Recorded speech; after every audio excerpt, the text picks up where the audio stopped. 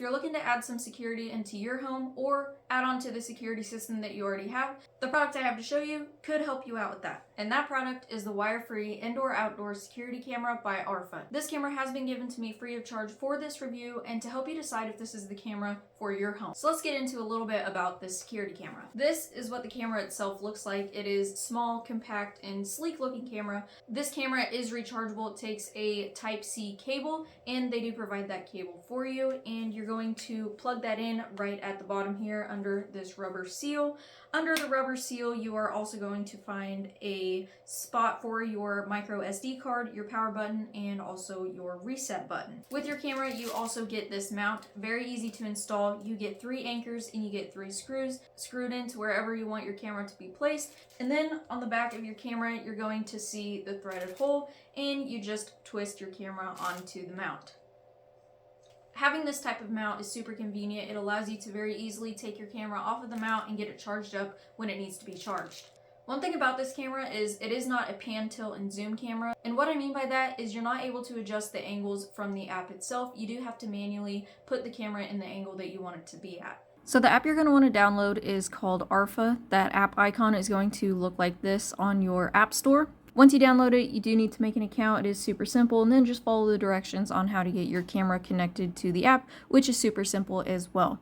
Once you get everything connected, this is what your home screen is going to look like. Click on the security camera and it is going to take you into the live feed. As you've seen previously, this is installed on a shed. So this is what the quality of the camera looks like in the daytime. Super good quality. One thing I do want you to pay attention to is this power plant way back here. That power plant is located all the way in a different town. However, the camera is still able to pick up on it, which just goes to show how good the quality is. And we're also going to look at that in the nighttime as well. So as you can see here, when you're looking at the camera, you can zoom in and out with 2 fingers. If you push this square button in the bottom left-hand corner, it will turn it to full screen. From full screen, you can take videos. See there's a chicken. From here, also you can push this microphone and it allows you to two-way talk, so you can talk into your phone. It goes through the camera and whoever is on the other end will be able to hear you and talk back.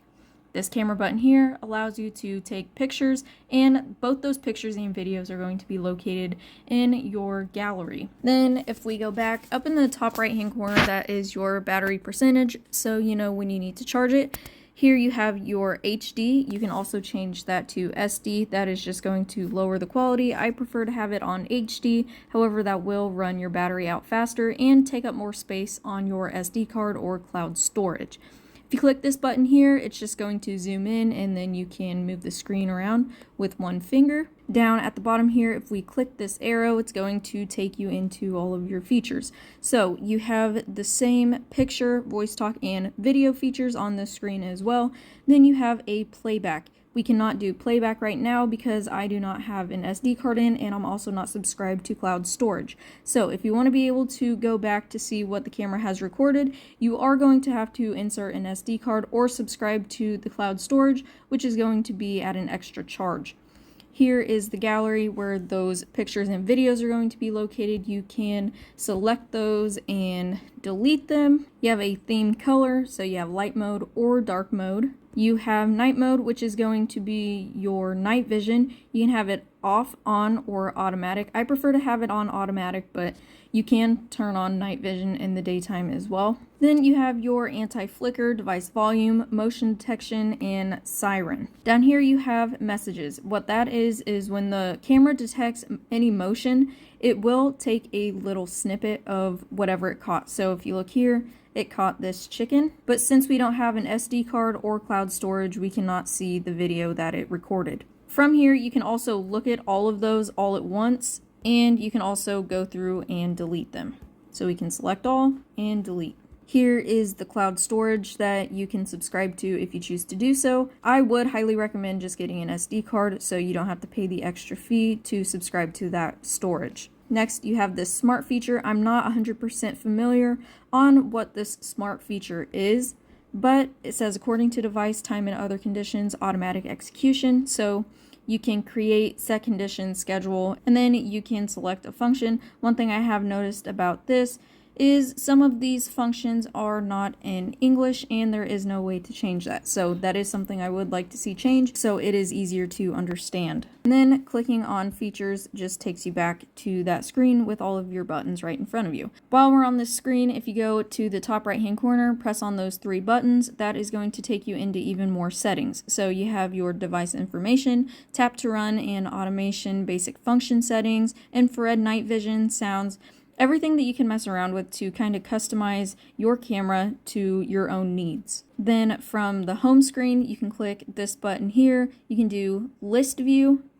or grid view, and what that does is just sorts your devices in a different format if you have multiple devices connected to this app. Then you have device management where you can select your devices and remove them if you choose to do so. You have your scenes, so home automation saves your time and effort by automating routine tasks, so you can create that scene if you choose to do so. And then you can also go to your profile, so you have home management, message center again, and then your frequently asked questions and feedback. Up here you do see third-party services. That does allow you to hook your camera up to Alexa and Google Assistant if you have those smart devices as well. Then if we click up here, you are just taken into even more settings that you can look at. So a lot of different settings with this app. We're going to go ahead and take a look at the night vision. So here's what the camera looks like in the nighttime. Again, you can zoom in and move that around. There is a security light on the house, so that is the light you are seeing that is lighting up the backyard a little bit. And then if we go back over to this power plant that we were talking about in the daytime, I can circle that for you so you can see where it's at. But even in the nighttime, you can still see where that power plant is at. So that is pretty impressive with this camera. So that is the night vision. Both daytime and nighttime quality is pretty impressive in my opinion. So now that I've shown you both daytime and nighttime quality, you do have kind of an idea of the footage that you are going to get if you decide to purchase this camera. And hopefully you have a little bit of a better understanding of how the app works and the different features of the app. So that is the wire-free indoor-outdoor security camera by Arpha. And I hope that this review helped you out and that I gave you enough information to help you decide if this is a camera for your home security.